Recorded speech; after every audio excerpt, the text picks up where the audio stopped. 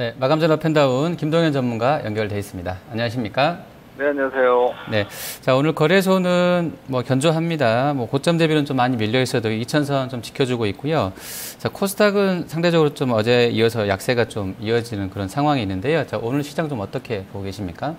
네, 일단 뭐 코스피 지수 기준으로는 오늘 만기일 244옴을 약간 한 레벨 행사가 하나 정도 올려놓은 싸움인 것 같습니다. 일단 만기일과 연휴의 어떤 불확실성으로 인한 눈치 보기 정도라고 보시면 될 것 같고요.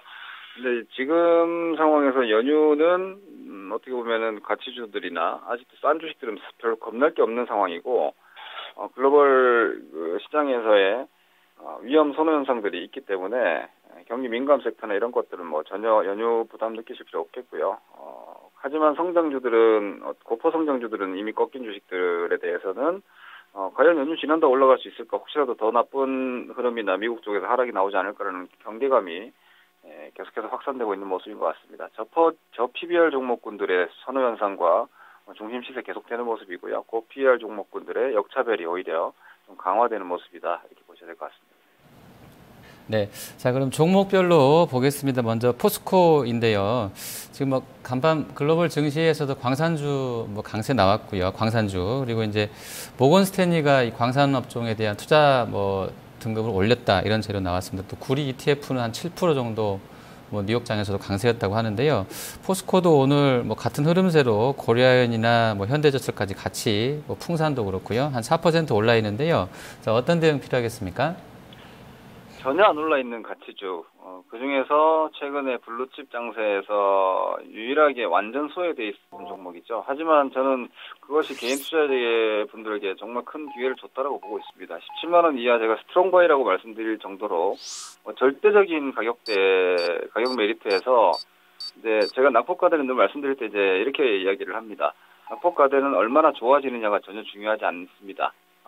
관건은 뭐냐면 여기서 더 나빠지는 게 아닌가라는 걱정 때문에 청산가치 이하로 계속 떨어진 것인데 이제 더 나빠지지는 않을 것 같다라는 마인드만 시장에서 확산되면 기본적으로 수직 반등이 나오기 때문에 일단 포스코는 저는 역사적 바닥일 수 있다고까지 보고 있기 때문에 이 반등세는 저는 상당 기간 연속성을 좀 보일 것이라고 예상을 하고 있기 때문에 오늘 상승세를 뭐 두려워하시거나 뭐 다시 떨어지지 않을까 걱정할 필요는 전혀 없어 보입니다.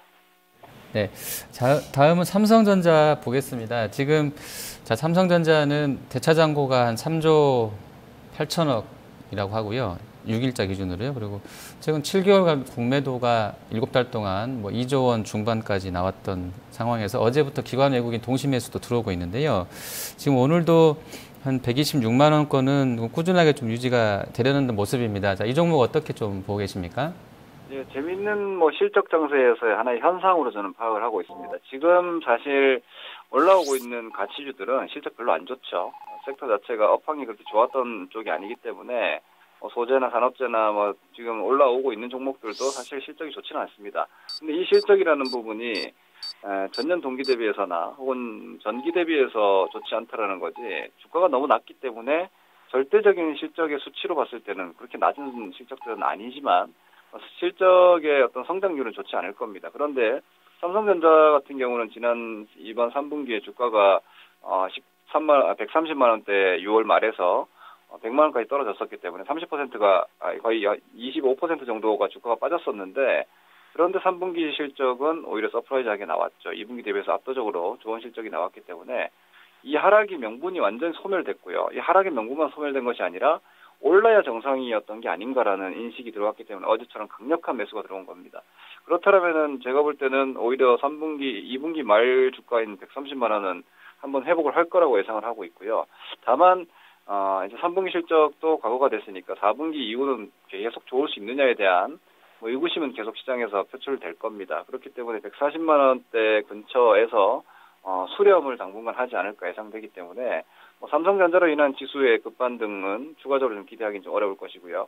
삼성전자에 대한 매매 전략 그리고 이와 연동한 IT 관련 종목군들의 매매 전략 역시도 이 부분을 좀 염두에 두시고 연동하셔서 단기 전략 세우시면 될 것 같습니다. 네. 자, 이제 하락 쪽 보겠습니다.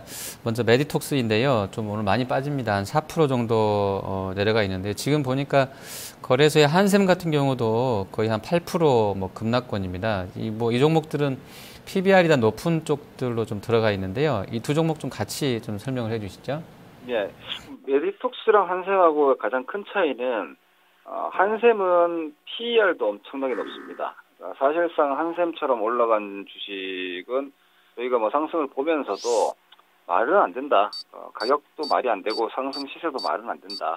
다만 최근에 어떤 뭐 재개발, 재건축 시장이 좀 좋다라는 그 하나의 이유로 너무 땡긴 거 아닌가라는 생각을 했는데 역시나 산이 좀 어떻게 보면은 신기루처럼 높았기 때문에 고스란히 제자리는 아니겠지만 더 깊은 골이 나올 수 있다고 저는 보고 있습니다.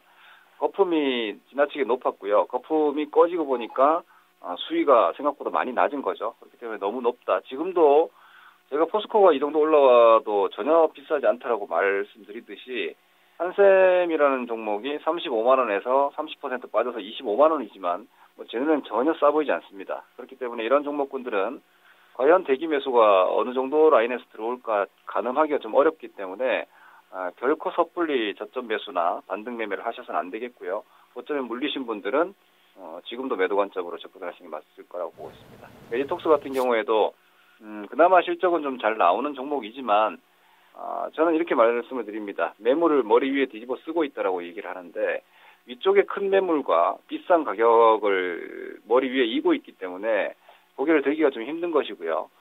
이 관점에서 추가적인 하락 리스크는 다른 종목보다는 상대적으로 실적이 좋기 때문에 좀 경고할 수는 있겠지만 주식의 정체성 위로 가기 어렵다라면은 굳이 살 필요 있는가라는 관점으로 보고 있습니다.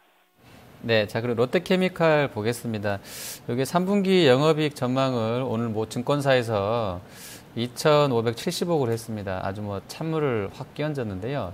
컨센서스가 3,700억대이기 때문에 전체 시장 평균보다 자기는 1,200억 정도 덜 나올 거다라고 이야기를 했습니다. 그러면서 오늘 이제 롯데케미칼 아주 급락하고 있는데요. 실적 앞두고 저번 2분기랑 유사하게 이런 연구원들이 한 명씩 좀 나오고 있습니다. 벌써부터. 그래서 이제 약간 유사한 패턴을 그릴 수도 있다는 생각을 좀 해보게 되는데요. 롯데케미칼 오늘 5% 급락인데 어떻게 좀 대응해야 되겠습니까? 네, 재밌는 얘기지만 저희가 저희 업계에서 이렇게 얘기를 하면서 농담 삼아서 롯데케미칼 실적이 한 분기 나올 때마다 누군가는 회사에서 책상을 빼야 되지 않을까 이렇게까지 농담을 하고 있는데 그만큼 증권사들이 이렇게 양당 간의 극단적인 실적 전망이 나오기가 좀 쉽지는 않습니다. 그런데 자우간 그런 상황이 지금 이 두 분기째 이어지고 있는데 레포트나 컨센서스는 글이나 말로 얘기를 하는 거고요. 시세는 돈으로 나오는 거죠. 롯데케미칼 주가가 말해주는 게 아닌가 싶습니다. 지금의 롯데케미칼의 주가를 본다라면은 그렇게 쇼크가 나올 것 같지는 않고요. 그리고 경기 민감주로서 지난 1, 2분기 주가가 상당히 많이 올랐었고, 그리고 7, 8월 잠깐 조정받았던 것을 복원을 이렇게 쉽게 해준다라는 것은 현재 화학 섹터의 어떤 마진 스프레드라든지 이런 부분들이 분명히 충분히 믿을만 하다라고 시장이 인정하고 있기 때문에 크게 그렇게 쇼크는 저는 아닐 거라고 개인적으로는 예상을 하고 있는 상황이고요. 다만 아직까지 롯데케미칼 실적이 좋거나 화학 섹터의 움직임이 견고하다고 해서 지금 현재 롯데케미칼을 포함한 화학 종목군들 대다수는 낙폭 과대주가 아닙니다. 오히려 추세형 종목 내지는 돌파형 섹터에 들어와 있기 때문에 이 롯데케미칼을 포함하는 LG화학도 마찬가지고요. 위쪽으로 완전하게 돌파되는 시장이라면은 장세 자체가 2,000포인트 안착, 2,100포인트 시도가 나올 거라고 저는 예상을 하고 있고 그 구간에서의 주도주가 화학주가 될 거라고 보기 때문에 아직은 그 싸움은 좀 이르다라고 여러분들이 판단하시면 될 것 같고요. 그런 정도의 움직임이 나온다라면은 발벗고 나서서 화학주를 공략해야 되는 시점이 되지 않을까라고 보시고 현재로서는 좀 관망 내지는 수위를 좀 지켜본다 정도의 한 발 물러선 시세 관점에서 보셔도 될 것 같습니다. 네, 알겠습니다. 오늘 말씀 잘 들었습니다. 네, 고맙습니다. 네, 마감전화 팬다운 김동현 전문가였습니다.